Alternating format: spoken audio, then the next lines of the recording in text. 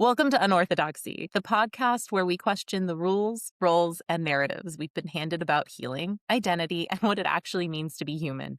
I'm Chelsie, a therapist working at the intersection of evidence-based psychology and Eastern medicine with a functional approach to mental health and healing. And I am Reverend Dr. Sheldon Steen. I'm a pastor and a Bible scholar with over 20 years experience in ministry. I have a PhD in religion, 5 kids, tattoos, and a brewery, because faith belongs in real life. So here we hold space for nuance, the psychological, the emotional, and the spiritual, without pretending there's one-size-fits-all path to healing. This isn't about quick fixes or perfect answers. It's about honest conversations, lived experience, and making room for complexity. If you've ever felt like you didn't quite fit in the boxes you were given, you're in the right spot. So let's get into it. Yeah, Today we've got a special guest. Yes, we have a guest. Dr. Mary Nockhamson, chiropractor, holistic educator, and author of the Dr. Knock series. She blends physical alignment with the power of imagination to help both kids and adults find their inner strength. Dr. Mary, welcome to the show. Thank you so much. I'm so happy to be here. And I love everything that you said, like the mental health aspect, the spiritual aspect. And I think it's so awesome. There's not a lot of, at least I don't hear about it with, priests and rabbis, like kind of having a life outside of the church or temple or mosque, right? But you're just doing it all. And so I think that's really awesome. Yeah. Some might say I've got too much of a life outside of that, but it's great. We have a blast nonetheless. And then I love that being here too, because I love Chelsie. I love the way she practices. Like actually going into mental health, I was a little bit but then I met Chelsie and she practices what she preaches, and she really kind of like she's not going to recommend to someone else to do something she hasn't done already. And I think that's such a big bold move, because there's a lot of people out there who are like, I'm not going to refer if I can't get you better. No one can.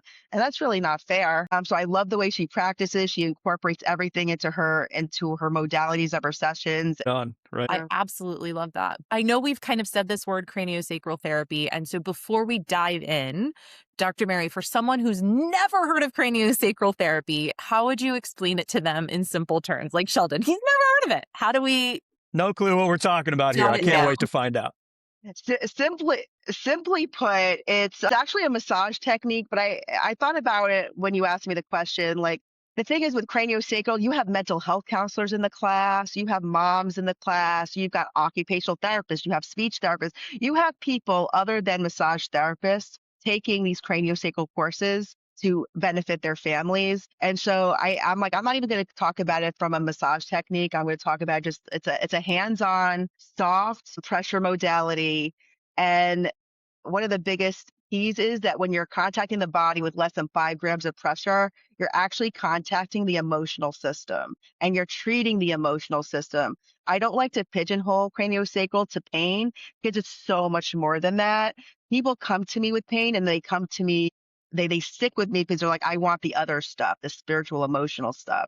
So craniosacral, cranium and the sacrum, and there's something called the dural tube, which encapsulates the entire nervous system. And that is all held within what's known as the craniosacral system, which is the dural tube and the cranial membrane system around the head. And so it's all related. And then within that system, you have creation of cerebral spinal fluid, and then it stops. And you wind up having this expansion of your head, of these membranes, and then a short shrinkage. So you're wind up having this nice little breathing mechanism within this craniosacral system, which is flushing waste out. It's bringing nutrients too. And so we're feeling for that rhythm. And when we feel, let's say, something abnormal with the rhythm, that's when we start to dive in, ask our questions, and really feel what is happening at that core, nervous system level. Super relaxing. And also such a key too when it comes to relaxation. When I was first going to school, I'm like, ooh, relaxation, foo-foo. And I'm like, no, it's not foo-foo. It's really, really deep healing. Because when your body is in a parasympathetic mode, your body is resting, it's digesting, and it's immune system boosting. So when you put on that parasympathetic nervous system you're having a whole beautiful world of healing, restoration. And it's just an amazing therapy to be able to put someone into that position of being completely relaxed in this society. And so it's so wonderful to be able to just see people take that breath of, and just feeling that Hmm. support and safety. Cool. In a So, nutshell. like, how did you get into it, and like, what convinced you that this was like the path for you, but also like that it was just effective and worthwhile in general? Right. So I actually come from a medical family. My dad owns a primary care practice, and then my mom took over urgent care practice. And I work out of this Western medicine field.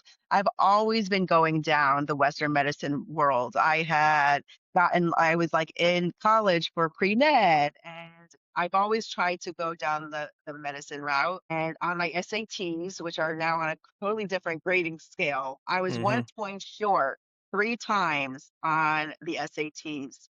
So, I was like, My "I still gosh. wanna be a doctor, I still wanna be a doctor," and so my mom said, "Why not try dental school?" Whatever, she said, "Hours were better." Sister's a dentist, she disagrees, like, and so, like, Like, okay, just so I go went be a down the dentist. Those people are stupid.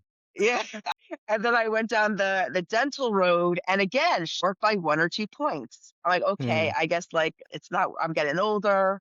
And then I was like, "Oh, maybe I'll try teaching." And then God gave me the worst not the worst, it was just like it was a very, complex class where there were students in the class taking, like, math for the first time, the second time, and the third time. The same exact math. So I'm teaching people who've learned this math before, people who are I'm like, "This is, like, insane." And so was kind of my indication, well, maybe I'm not supposed to go down the teaching road or the Western medicine road. And then I was brought to esthetician school, which I was like, again, foo foo pretty, and which what then I saw was health of the skin. I'm like, oh, okay, I could do this. It's health of the skin. It's health. And then whenever you got an esthetician license, you got the dual for the massage. And I'm like, oh yay, foo foo for the muscles. But I'm like, no, this guy came in and she's like, wow, like I can actually run longer. I keep getting like my calves locked up when I run. And I'm like, wow, I'm actually helping this person mm, function better. And so I'm like, I'm where I'm supposed to be. And then just everything was so easy. Like it was a lot of work, but it was so easy. Like I was where I was meant to be. And yeah, so like that's why I say like I was literally pushed by God down this road because every time I tried to do a different career experience, it just would not work out. And when yeah, I went yeah. down That's this really road, cool. everything was just so easy. It came natural. I grew my practice based literally word of mouth. I was talking to my marketing person. I'm like, like this is the first time in my life I've ever had to market because for the first, I am literally by word of mouth. Like that's people are brought to me because my hands, they just know what to do. So that's what brought Very me cool. here. And And then, they really do, and I tell everybody that I refer they're like, "Well, what do yeah, I tell her?" I'm like, "Honestly, she's gonna put her hands on you and know exactly what you need. She has this gift. All she has to do is just touch you, and she's like, I got you, girl." yeah. Yeah, and the That's crazy thing is amazing. is too, is like when people are like, "What's going on?" I'm like, I'm not gonna try to figure it out. This is you. You got this. I'm here to support you." And the thing is, half the time, I really don't know what's going on. My hands know where to go. I'm providing a neutral space for this person. I'm not trying to fix them. I'm not trying to actually even heal them. I'm trying to let them do what they need to do so they can have a healthier life in general and just be like completely empowering. A lot of people don't take any responsibility for their healing. And there's like, you did it, you healed me. I'm like, absolutely not. I did not heal you. God and you healed you. Take credit. You did this is all on your own. And I feel like that's an important message to tell everybody is that take responsibility and take pride in your healing process. Like you did this.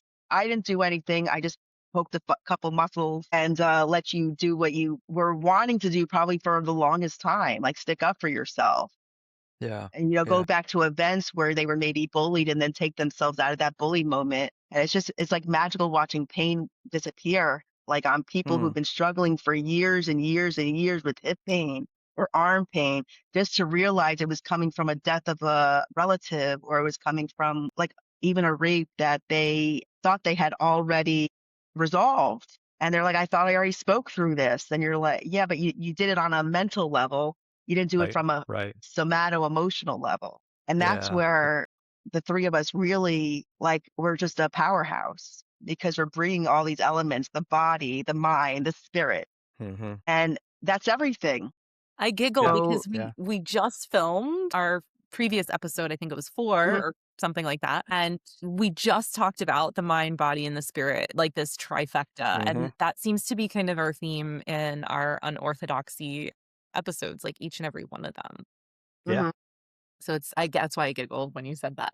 Because it's so true. And people like my fellow chiropractors who are missing out on that spiritual emotional component, they need to include that in their office. I mean, one of my visions is to have in every single chiropractic office a craniosacral therapist, a mental health counselor, a hypnotherapist, because it's part of our paradigm. Like subluxations and disease, they arise due to thoughts, traumas, and toxins. So most chiropractors, they're dealing with the trauma, the physical traumas, the car accidents, the trip and falls, the stress related Hmm. stuff. Sometimes if it's caused by stress, then the stress needs to be dealt with first before the physical injury that almost is related to that stress. Mhm.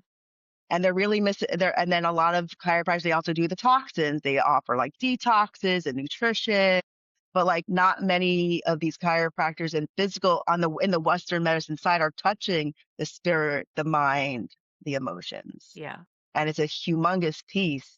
Like it's probably like I used to think that shockwave and warm laser gave me 100%, but no, it was the spiritual emotional that got me to 100% with my patient. Mm. So can you kind of walk me through, like, what does it look like someone comes to see you for the first time? Mhm. What does cranial sacral theory like? What do you do? Okay, How does that work? so I work in an urgent care. People are coming to me first with pain. And then while we're there, I just start asking questions like, tell me about your life. And that's where it starts. Where were you born? I have a lot of actually Jamaican people who come in and they travel from Jamaica to see me too, which is kind of neat. That's But awesome.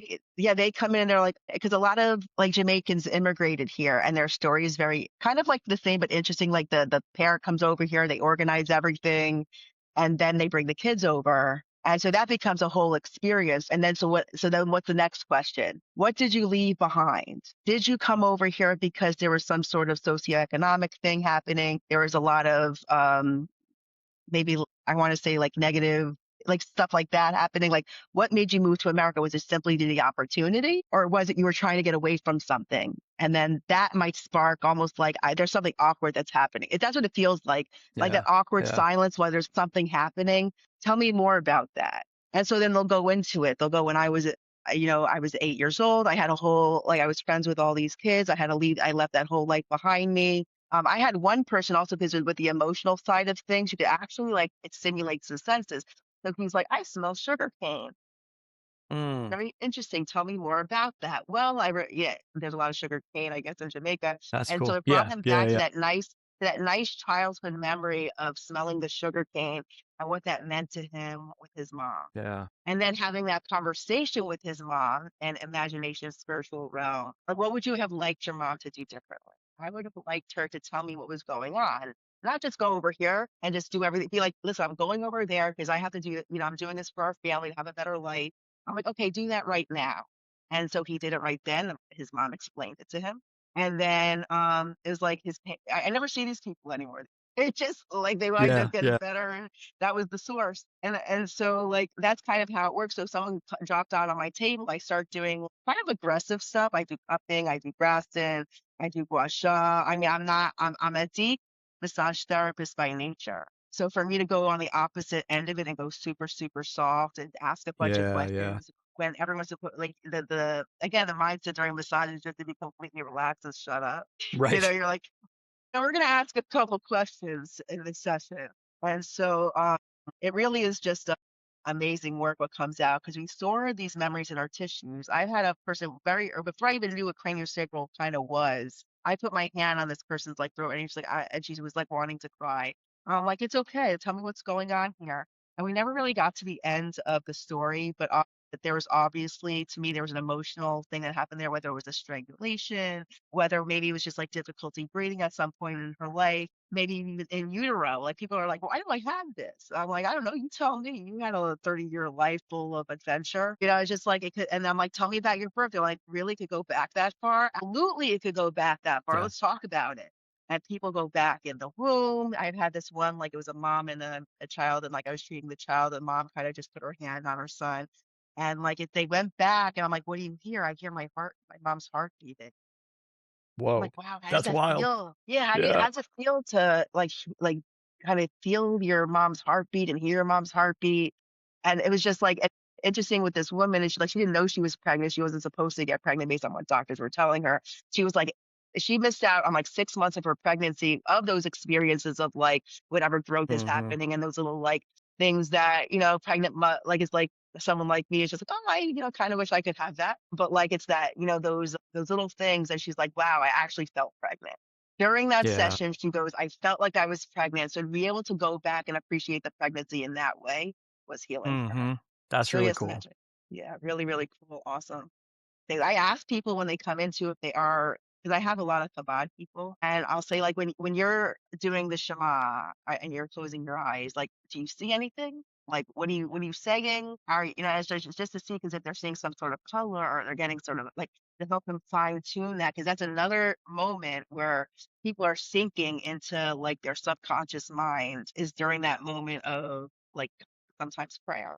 So have them. So I know you're a holistic educator. You're also this author. So you've been talking a lot about craniosacral, like with adults. Do you mind sharing a little bit about a craniosacral story, this book that you have for children and like craniosacral and how it fits into your child patient? So what I noticed with and this is with everything, whether you're going to take them for even like a surgery, if you're taking your child for a surgery, should still be kind of explained to them, even if you don't think that it should be explained to them, because they do kind of understand. And the example I give for that is like, let's say you're like the baby thinks they're going to a park and they're going to get their like lip tie snipped. I'm like, what does that do for the baby? The baby's like almost maybe a little lack of trust, like, oh, I thought mom was taking me to this fun thing and now I'm getting my tongue snipped. And I'm not saying anything bad about it. I'm just saying, just tell the child this is what's happening. Mommy wants to try to do the best for you, and so this is what we're gonna do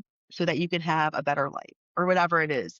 However they choose to explain to them, because the thing is, the babies do understand and the babies do know. They're wicked intelligent. What this book does, which is so funny because I had all of them here with me, and now like then my baby was a little bit like, so I'm like, okay, just go in the room and talk.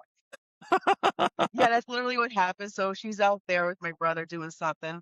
But like the beauty of explaining what's going to happen is not only like will mom understand, but baby will understand a little bit better and actually like it'll the expect like there will be better healing because they're already kind of knowing what to expect. So the beauty of all my stories is that like a craniosacral story, a chiropractic story, is that we're kind of telling our child what's about to happen. You're going to go in, you're going to sit on a table. The doctor's going to put her hands and feel the muscles of your neck. It's going to feel kind of good. And so it's like, I've had parents read my story, understand more what craniosacral was about, like not even for their kid, but they were just like, now I understand what you're Mm-hmm. doing when you're Mm-hmm. putting your hands on my kid. And that's a big thing because parents want to know what's going on. And when they don't know what's going on, it just looks like we're loving on your kid. Like we're holding them, we're talking to them, we're telling them how great they are. His affirmations are huge. Like that's what they should live by. They're like affirmations, feelings, beings. So you kind of want to tell, oh, you're so smart. You got this. You're so sick. And that's the thing with like when parents take their kid to the doctor too much. It's like now put your body in the body of that kid. Always go to the doctor. Always something wrong with him.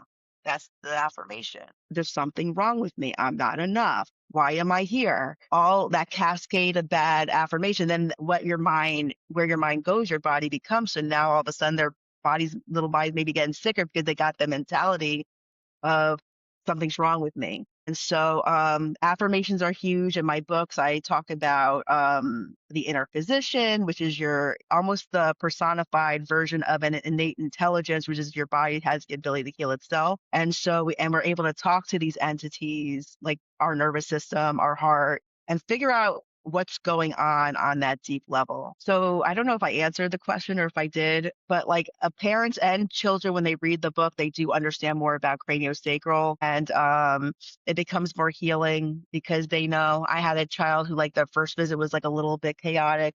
But then after that, the parent read she got next time she got on my table, she was like she just did it. And it was really like from session one to session two, a completely different, like everything about the session. Yeah, that's good. That's good Yeah. that it helps, the family unit kind of progress forward and move forward. And it's funny because, as a parenting therapist, because I work with a lot of couples on parenting, I do love that the way you're describing in and out of these books to essentially like talk to your kids no matter how young they are. Like, kind of like I call it the sportscaster method. So you're like Hmm. sportscasting. We're gonna go into the kitchen and make a smoothie. We're gonna go to the doctor and cut your lip tie. Like we're gonna like it's just sportscasting. Like, oh, I noticed you knocked Hmm. over your sister's blocks. Like and there are so many benefits to sportscasting. And so I love that there's this like overlap between the parenting counseling and coaching and the craniosacral method that you're talking about. I think that's beautiful.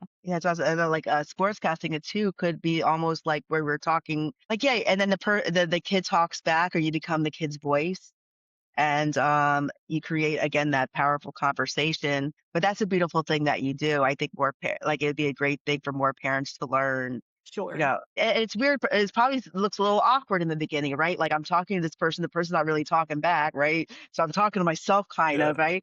And then to be Right. able to kind of take yourself out of that is really the key. Like when I have people in my sessions, and I'm saying, okay, speak to your liver. Like really, that sounds ridiculous. I'm like, okay, but just for the sake of the session, just do it.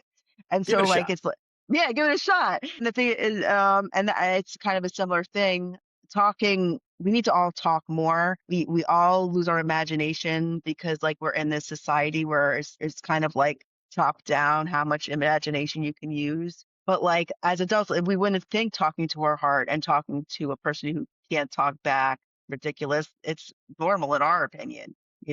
So to normalize talking to yourself, normalize talking to babies, normalizing talking to the clouds, to the sky, for some people to God, any entity that can't be seen could still be spoken to. And it becomes powerful when you tap into that. And once you tap into it, you can't tap out. Right. These things Right. Sheldon knows continue. a Right. little something about that. A little bit.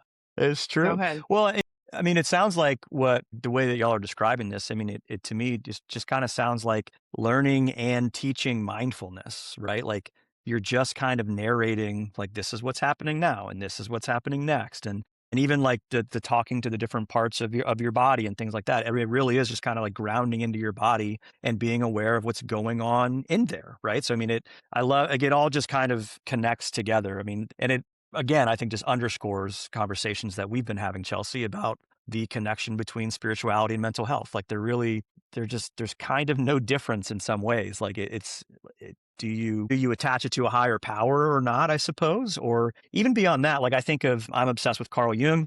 And he says that one of the most important question an analyst or therapist or whomever can ask their patient and like figure out from their patient is what is their relationship to something infinite? Like, do they have a relationship to something infinite? Like, call it God, call it consciousness, call it the universe, whatever. But like having some kind of relationship to something that is beyond you that you can, exactly as you're saying, talk to, converse with.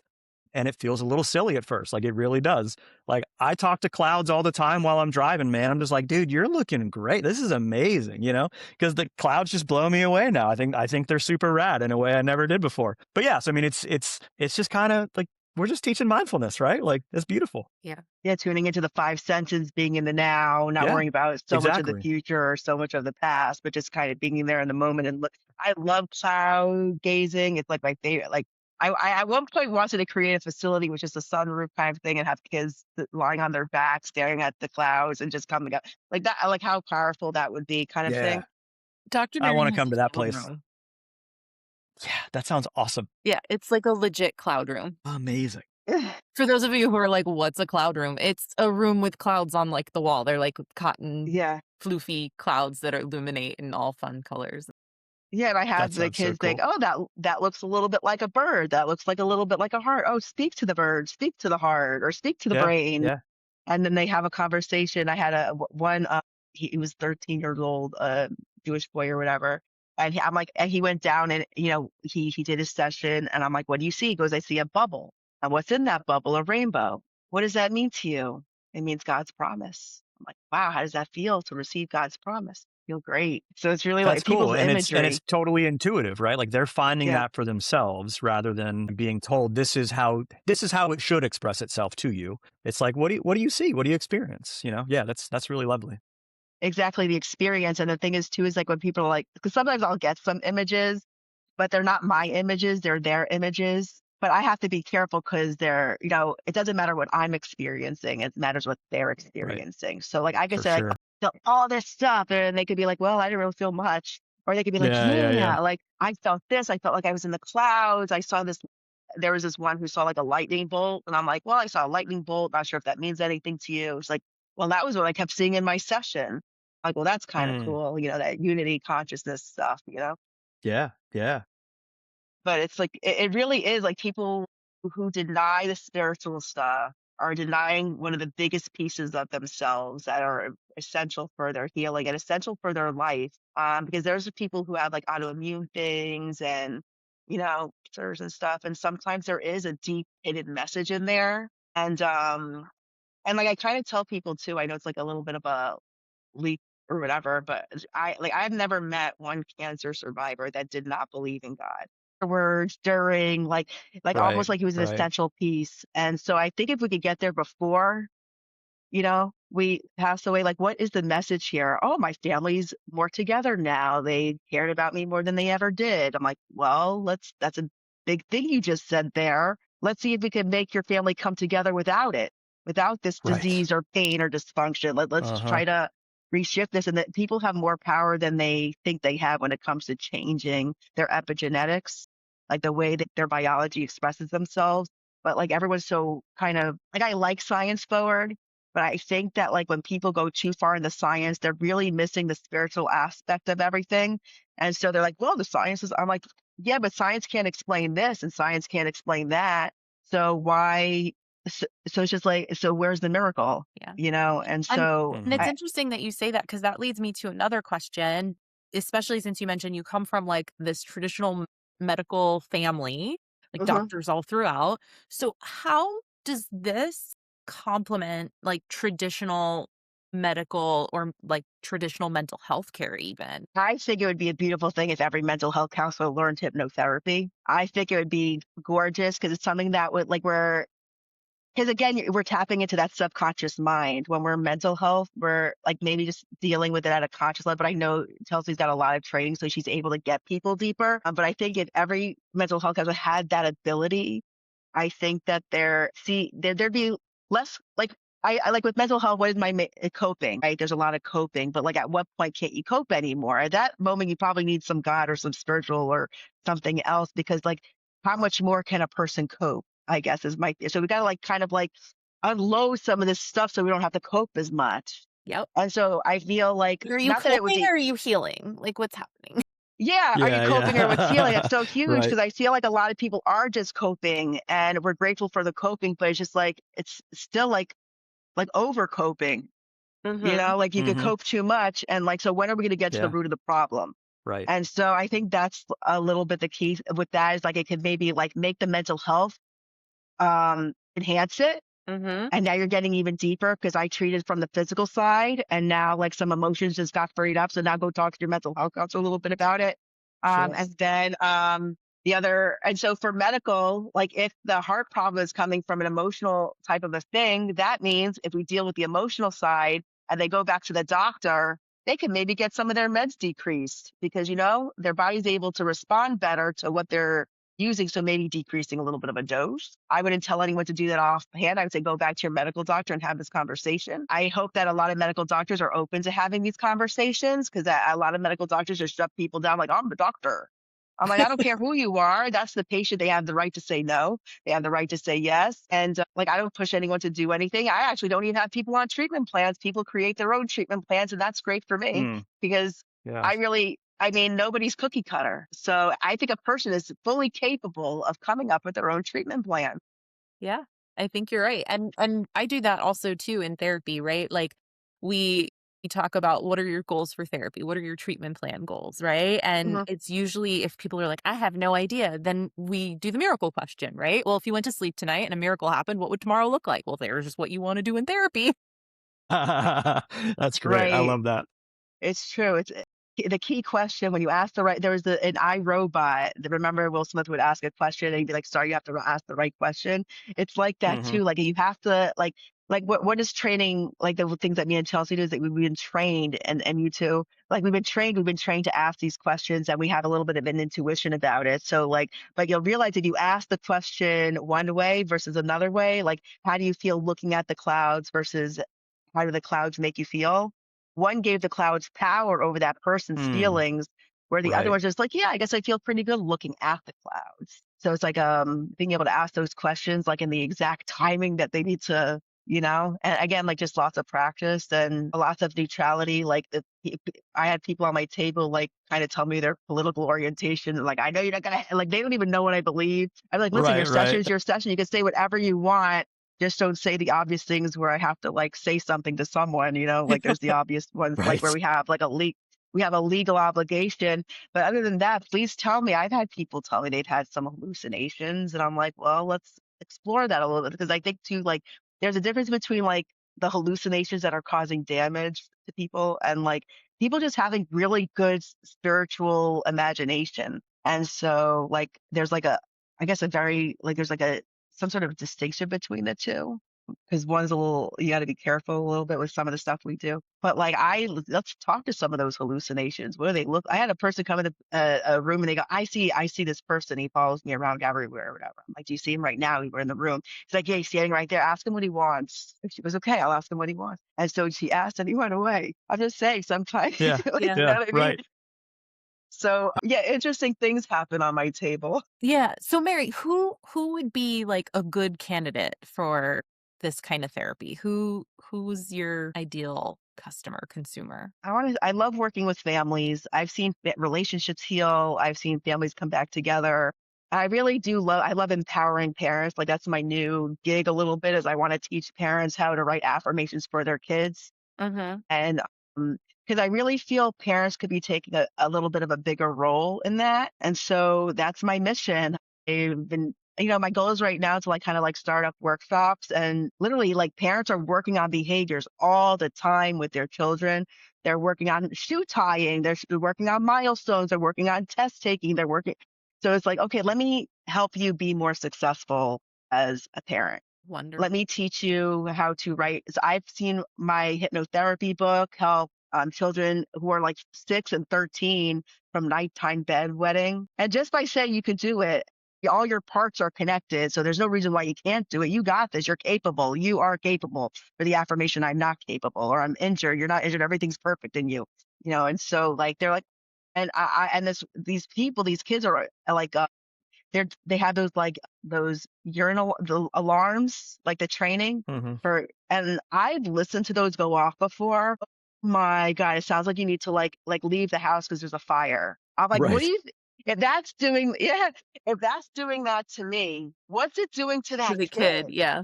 Yeah. Yeah. And so Totally. now and sometimes peeing and defecating are a parasympathetic response to fear. Like let's work on this person's let's turn their parasympathetic on. Let's give them some safety affirmations. You are safe, you are loved, you are everything that they want to be. And after 3 readings, no more bed once in a while maybe, but like consistently not really bed. Wonderful. So Dr. Mary, how would people find you? Okay, I have my website is maryknockhamson.com and that has all my information on it, my email, my phone number, and if you don't have the information already, I'll go ahead so you can list it below or what or Yeah, we'll however. link it below for sure. Hmm. Awesome. Yeah, and I love making everyone else. Before I was in a me mind state, like why can't I be as successful as this person? Whatever was from my mentality. And now I'm in a position where I want to bring more people to people like Chelsea, to people like Sheldon, to people like and because the work is so important. There's so many people. There really is no competition. There's enough. There's more people than there are really good therapists. But I encourage everybody to try one. If they don't like their first chiropractor or craniosacral therapist, to try another one. The different energies, different. Like for example, like I've never met a mental health counselor like Chelsea who really does again practice what Amen. she preaches. Yeah, and it really sets her apart, in my opinion, from other mental health counselors that I've met. I've Your seen check is in the mail. one. No, it's not. Your friendship is right here, and like I wouldn't refer to people who I would not refer myself or my family to. And so, yeah, I love working with people, whether you're a chiropractor, craniosacral therapist, mental health counselor. Let's get together. Let's try to get your patients more successful. Let's bring you back to to your spirituality, I don't want to say religion, but like your spirituality. Get these people what they're actually looking for. Absolutely. So we'll link how to get in touch with Dr. Mary in our description. But thank you, Dr. Mary, so much for coming on today and Thank It you. was awesome. educating us and showing so much. And thanks for our listeners for spending this time with us on Unorthodoxy. Thank you so much for having me. It's so nice to meet you, Sheldon. I need to learn more about Yeah, you. you as well. Yeah, great to meet you. Thank you. It's very Awesome. fun. Have a beautiful day. You too.